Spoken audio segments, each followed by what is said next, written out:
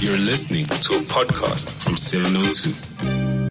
702 Masterclass. It's now 9 minutes past 2. We bring you a masterclass this afternoon on a very interesting subject matter, and it has to do with the guitar sounds of South Africa. So the history of guitar and how we play it here in South Africa with Billy Monama. He's an activist for jazz. His story is like that of many great South African musicians. He grew up in Mokopane, and he started learning how to play the guitar. He was largely self-taught in those early days, fell in love, was obsessed with the instrument, and his parents wouldn't let him study it further. And so he went to university and studied political science, but he didn't do so well because the young man was thinking about the guitar. All he could think about was the guitar. So he persuaded his parents to say, if you let me study it, I will pass, rather than wasting your money with me studying something that I'm not passionate in. And so he went and studied music at in Pretoria. So it was during this time as a student that Billy Monama discovered another passion of his, and that passion is what he is working on today, and that is memory making and contributing to the creation of knowledge and, of course, preserving South Africa's musical heritage. And so his passion for indigenous music heritage has seen him dedicate himself to preserving this work through the project Grassroots Project, which seeks to revive guitar playing styles that are found in different genres. Genres like Mbaqanga, there is Maskandi, African jazz, many of them very distinct, of course, to South Africa. So he joins us this afternoon because he's been busy with this preservation work. He's been offering workshops and tutorials to different students on different platforms. Some of it is online. All you have to do is search for Billy Monama and you'll see some of the work that he has created in preserving South Africa's guitar style. He's a band leader and a guitarist, and he is guiding us through our masterclass this afternoon. Billy, before I speak to you, let's just maybe play a bit of sound and introduce our listeners to a little bit of what they can experience when they dive into these tutorials.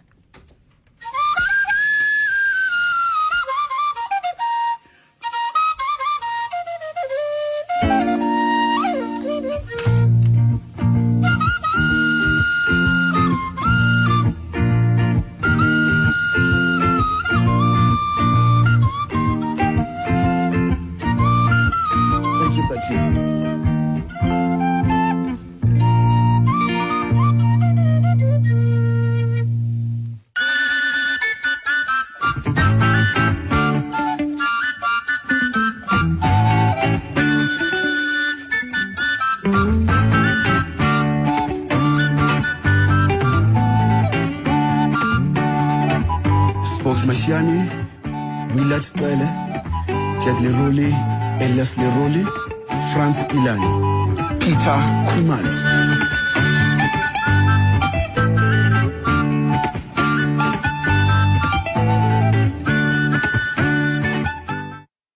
The tuning of Maskanda music of the guitar is basically on the Western guitar. We've tuned differently here. Utro akhona uthi bese wehlisa ibass it. Okay. Yabona? Yeah. Shuthi mawuqala udlala ishiya man, soqala sithi.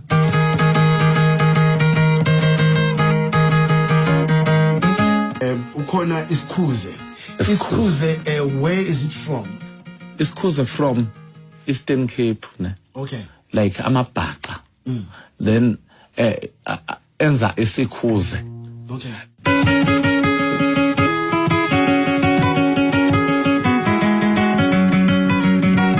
I would like us to talk about Ispoinandi.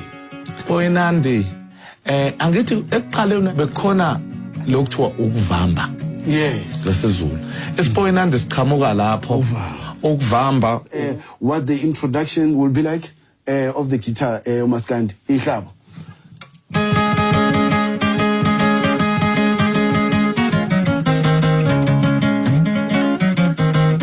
We are continuing with this beautiful chapter in conversation with Mbuzeni Mkhize.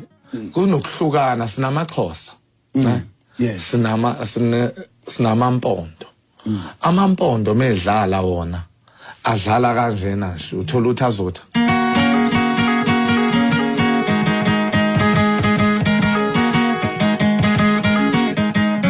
This is very much inside information, that I believe that everyone in the world, in South Africa, really needs to know about this.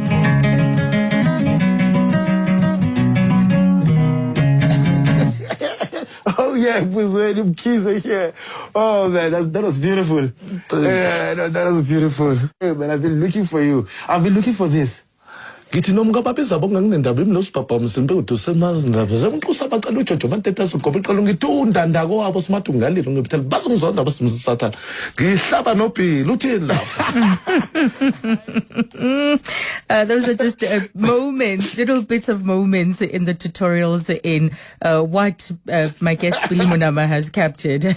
Billy, it's tickled you too listening back to that. Hi. Wow, Azania, how are you doing? I am very well. Thank you for treating us to just a great exploration of sound and the guitar this afternoon. Yes, it takes me because actually this was recorded last year at this time in February. So I'm just remembering the moments. Great, but we'll talk about the moments later. Yes, we'll talk about those because we've taken some of the sound from the tutorials that you did and we'll play the different styles. So we started with the Kwela sound and then we took our listeners into the sort of Maskanda sound and all of the sub-styles. Yes. But first I want to understand how you got involved in the preservation of indigenous music. Wow. Look, from the young age, I was baptized with, indigenous music when there was like a ceremony, a big ceremony in the north. Then the people, they come there with the dance and drum, this percussive music ever. And that was accompanied by a dance. And then my neighbor used to host Stockfells. And then through the night, he will play the repertoire of Max Mankwani, the Mahona Tsohle, the Abdullah. You will play all sort of different repertoire of that time. Yeah. And then when my mother took me to church, the sound of the guitar, I recognized it. I'm like, this is the sound that I always sing along with it. So when I saw the guitar on stage, this man was playing on stage. I was like, this is the instrument I want to play. I fell in love with this instrument. That was it. And, fast forward is that, then I became part of the church choir. And yes, because you played in the church band for a while. Yes, I did. Then I became a hip man who was in demand in church, and when do you remember like back in the day, jazz music was played like quite often, like on air. There used to be Felicia Mabuza's Settle Show, and there used to be Techniques, that show, and Melodine, and then that's when they will showcase South African new artists, and then Alan Kwela came up with the new record, and I was like, that guitar, why is not sounding the same as like Max Mankwani and others? And then the Jimmy Dudu, they came up, this Lilo, and then I was like, I want to play jazz. So now when I went to, like you have mentioned, like in the introduction that, I went to do political science. Look, it was not an easy exchange, because I had to fail intentionally so that my parents can see that I'm serious about this, Yeah. Because I've always loved politics. I've always loved history. So that's how I got here. short But you stories. see, yeah, so you get to live it though, but through your passion, which is music. And I think this is very important work that you're doing, making sure that there is a body of knowledge around South Africa's musical heritage, which was so beautiful to watch. What we started with, in fact, was the sound of the Kwela sound. And you say that you studied a particular period in South Africa's music history. But how would you describe the relationship that we have with the guitar? First of all, it is Kwela. So it is Kwela with the KH. But back then, because our African languages, they were written by the Westerns. They wrote it the way they did. Without the H. Yes. So now someone like Mutswana, like the Tswana people, they will pronounce it as it like Kwela, but is Kwela, meaning that climb in, get on. So this, yes, absolutely. So now, this was, the name that the style of music that was popular around the late 1940s into the 50s. So now people they were climbing into the van, the police van back then. So that's called Kwela music. The story is too long, but yeah. To answer your question about the guitar, it is a very it's a special instrument in South Africa. If you listen to Chitsonga music, when this sound is Chitsonga music, it is because of that guitar intro that is setting it up. For you to know this is Maskanda music, the guitar is there to introduce it. Yeah. When for you to know that this is Mpakanga is there to introduce it, So it gives the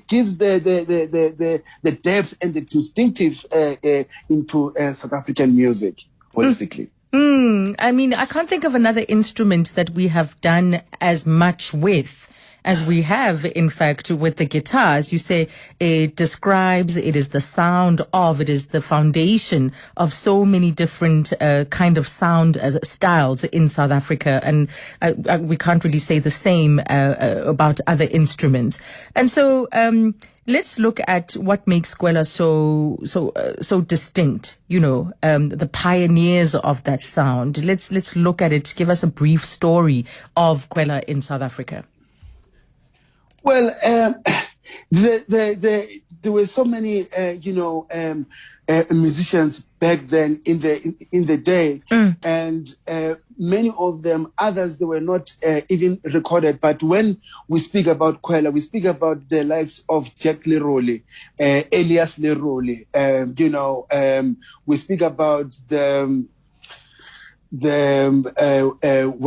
Western Nkosi played penny whistle as well as Zexin Nkosi. Many of the musicians who actually played the saxophones then, they were playing Kwela music. I'm talking about the great masters, the spokesman. Spokesman. So now, Kwela, it was like the pop music of the 1950s, So now the guys, the musicians who came from the African jazz, because now there was a African jazz period during after that came after the Marabi, after the 1930s. So around the 1940s and 1950s. So now Kwela was emerging from African jazz. You know what I'm saying? So now when African jazz was like kind of fading out, and then the musicians wanted to play the penny whistle, and later on it developed into electric thing. It incorporated many other instruments like drums, bass, but initially it was like a music that it was, developed by the street players. You know, Okay. Remember that these street players, they were miners, they were migrants who came to Johannesburg, to seek for gold. So now they remember their home, and then they will take the guitar and bask at the street corners, and that's how they make music. Other people, most of the musicians, they were basking at the corners, at the platform, at the train, at the train station, while waiting for the train. They will just plug out the guitar and play along. And through my interviews with some of the great masters, they've told me that because they're working in the gardens now, when it was their off days, they will go to meet at the at the ground, at the field, where they can just play together. And it was just a setup of a guitar and penny whistle. It was easy for the penny whistle because it was easily carried instrument. So many of the musicians, they had to learn that music. And I asked one of them, like, why did many musicians of the 40s and 50s, they played penny whistle? They said it's simply because it was affordable and it was portable. Oh, that's what a reason. Okay. And it's obvious too, but Billy, let's take a break. And then when we come back, we're going to play more music, music from these tutorials, from his exploits and his efforts to present. 702 Masterclass.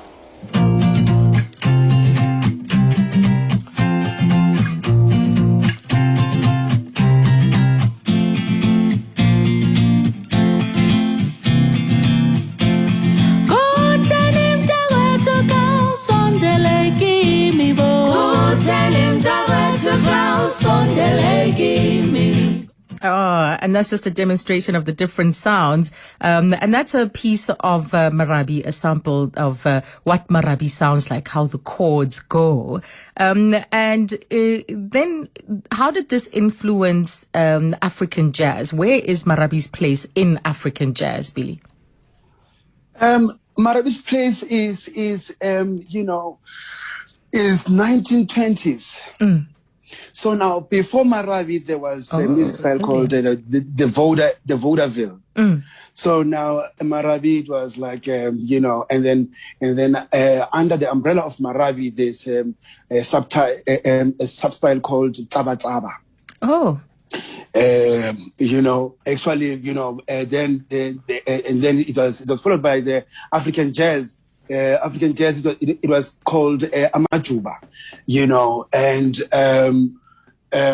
Marabi. You look at the people who they make not illegal shebeens, in the old days in Doornfontein, they when they knock off because the white man says, hey, every black man must be in the home. So they will go and get a beer there, and there will be a piano. Is a piano kind of driven style. Okay, that's how it started. Then the piano player, he will play to entertain those customers, those guys who came to hang around in those shebeens. And then later on it evolved and incorporated other instruments like the bass and the saxophone and other instruments. And the layers were built. But let's play another little clip that we lifted out of the tutorials that you gave, and then we're going to take headlines. So take a listen to this. Okay.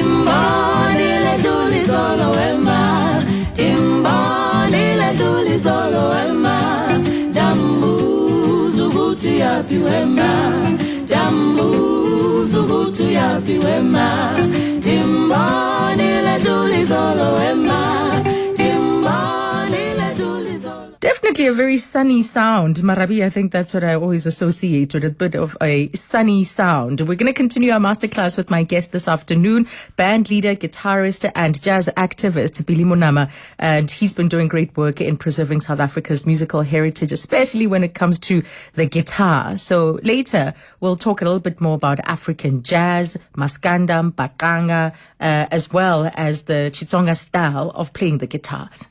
702 Masterclass.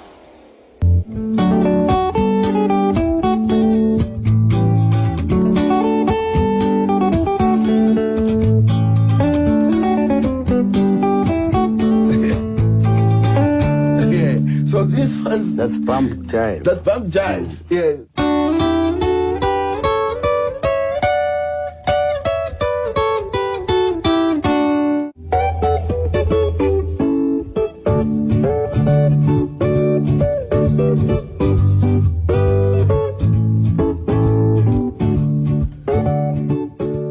I must say, Billy, there are times when I feel like you guys are just showing off, because the way you switch it up, you just transition from even watching your tutorials with young people in auditoriums, and you play something, you ask them what it is, they get, then you tell them, no, this is what it, the prowess and the skill is so impressive.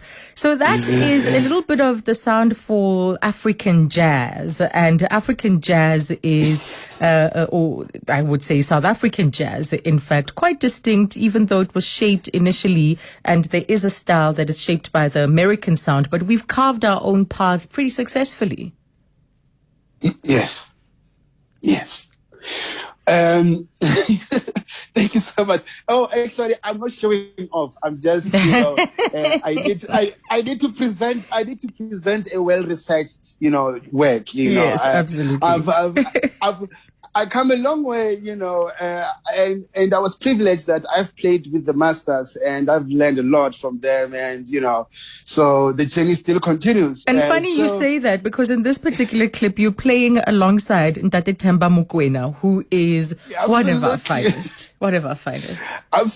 Absolutely. Speaking about African jazz now, it had like 2 segments as far as guitar is concerned. So now there was an acoustic era. Now we're talking about the real Mapetwes. Like you talk about the Stanford Trio. Yeah. Now we're talking here. I'm bringing a forth to people, guitarists who were not credited in the records.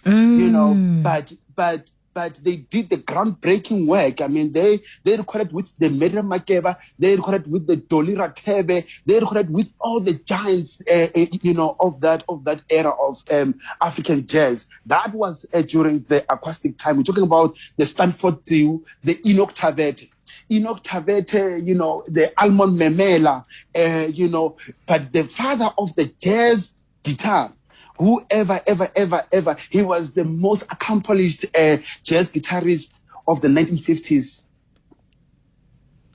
Yes. Wonderful. So let's play a little bit of more music, and then we're going to take some calls.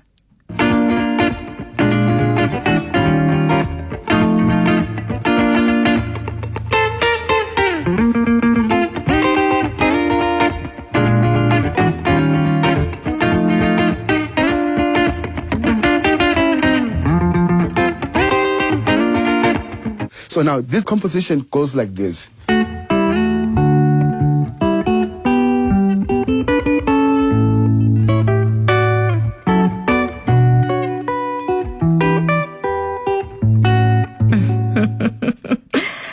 The way it was heartwarming to see you pay tribute as well to Dr. Malombo, that Malombo style of guitar playing. Yeah, beautiful. Yeah. So now that one, Malombo, you see, then he's an African guitarist of I call it the post 1960s. So now we have like the people, a guitar player of the African jazz of the Black consciousness. So now we're speaking about the Malombo and the Johnny Foree. He was a white jazz guitar player whom he's not that much celebrated. But now, when we go back in the 1940s, we're talking about the Real Madrid, General Duze.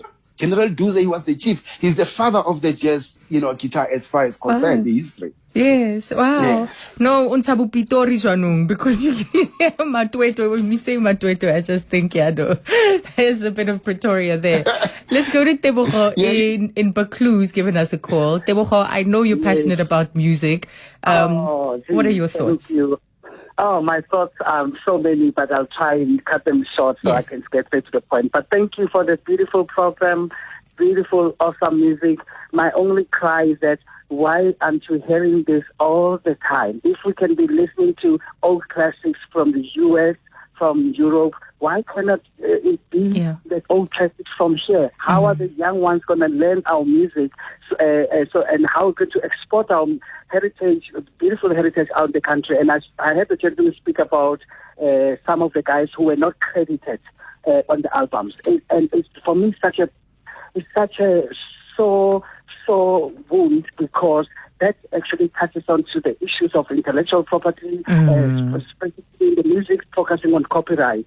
At the backdrop of the discussion where President Ramaphosa doesn't want to sign the copyright, he delayed it. I'm one of the most, I'm upset by the fact that we're still dealing with laws of 1978 when artists are still dying poor. And the great music that you're playing now, most of the artists, I can guarantee you, 99.9% of them died paupers. After this beautiful sound. Yes, and I think that's what makes the work that people like Billy, the work that they're doing, even more important, because it says our heritage also needs to be studied at jazz schools, at institutions. It's part of the work of elevating it and taking it seriously.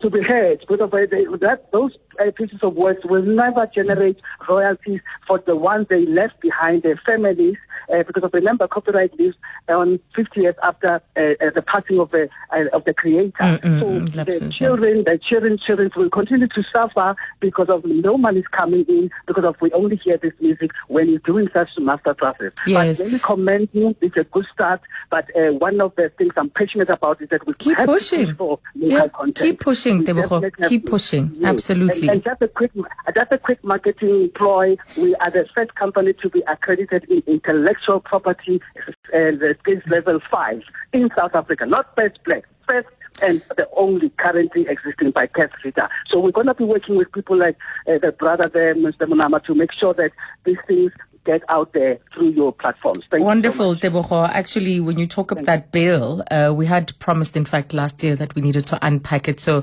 thanks for putting it back on the agenda. Eugene in Bedford View, good afternoon. Good afternoon to you. I hope you can hear nicely. Yes, we can. I must commend you and your guest speaker on this historic evaluation of African music, early African music. I happen to be 75-year-old plus, and the gentleman has reinvigorated me and given me adrenaline that I forgot I had. Oh, Eugene. Taking me back to my very early pre-teen years and my teen years. Just listening to you. So what I wanted to just tell the gentleman is there was a very, very good penny whistle player. His name was Spokes Mashiani. Yes. Yeah. He was very, very dexterous, very, very melodious, lovely music. And I remember listening to 78 LP records, not LP, 78 standard records on these wind-up record players. They didn't even have electronics or big speakers. They were just a little speaker. That was the medium that you listened through. And I just wanted to say thank you for doing that. Beautiful. See if you can find something on Spokes Mashiani. Yes, yes. He deserves it, like some of our past artists recently Absolutely. died out. Absolutely. Two trumpeters. And then I could also say, I could try and persuade you folks being with 702 to think of the youngsters. I think the gentleman has mentioned that to tutor them into what I call African classical music. We'll actually talk about a little bit of the work that Billy has been doing with musicians and young people. But thank you so much for that call, and just expressing appreciation for the work that Billy Monama is doing there, Eugene and Bedford View. Reginald, before I take your call, let's play a little bit of why you're calling.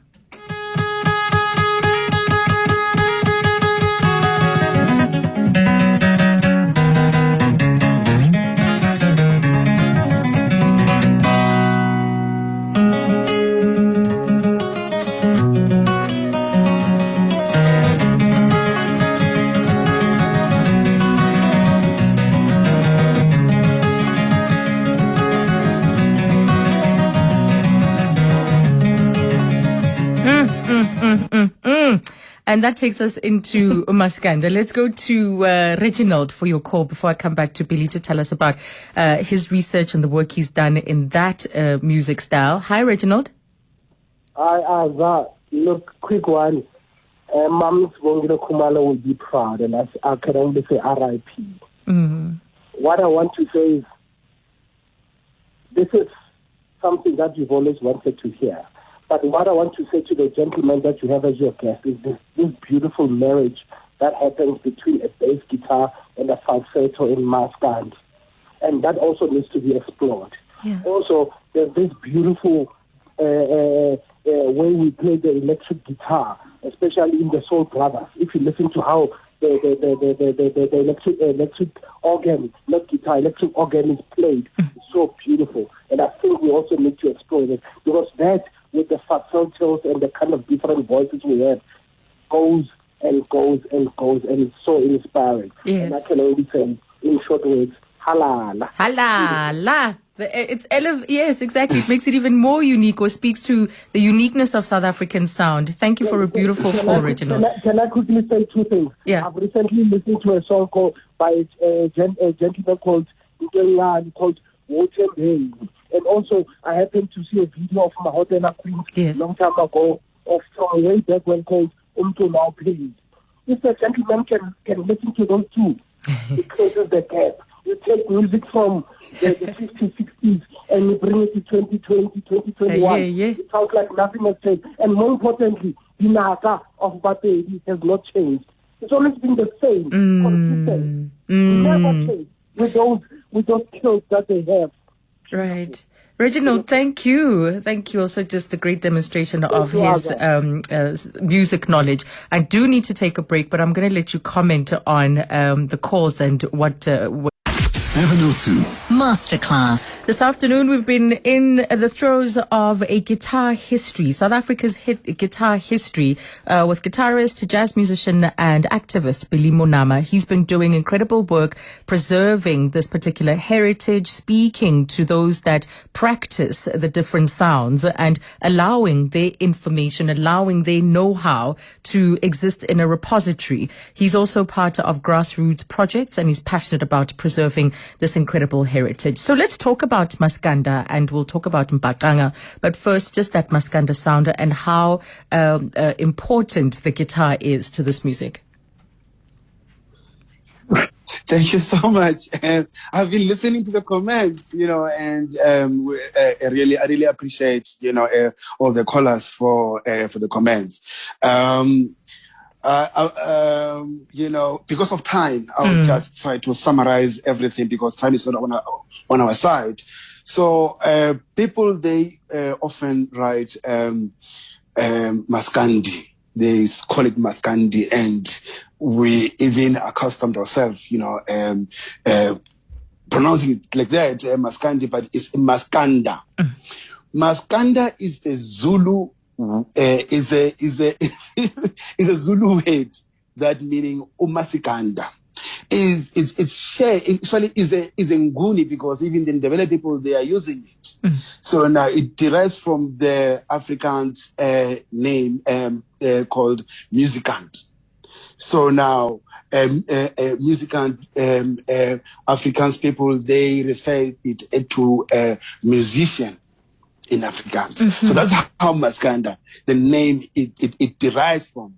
So now, the gentleman was talking about the musicians. Look, as far as part of my research, when I talk about the Maskanda, I start from the beginning of it, from the 1930s of it until to the latest players in the late 1990s. So now, before you speak of Puzi Kemisi, there was a man who was a successful, groundbreaking guitarist who introduced like electric.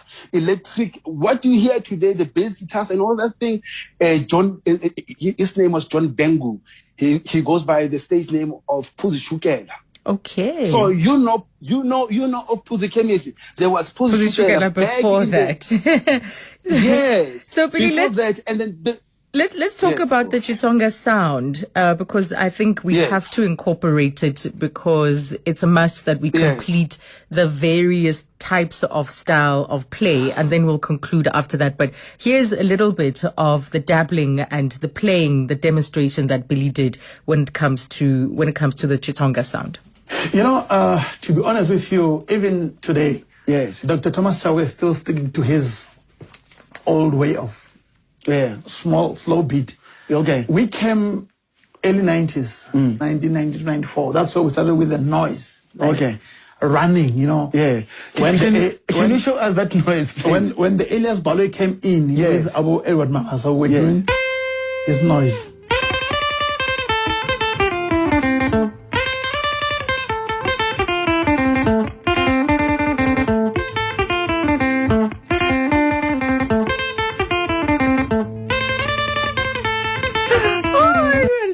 Just love it. It's one of my favorites of the collection that you did. Why is this so distinct? What did Dr. Thomas Chauke actually achieve as well?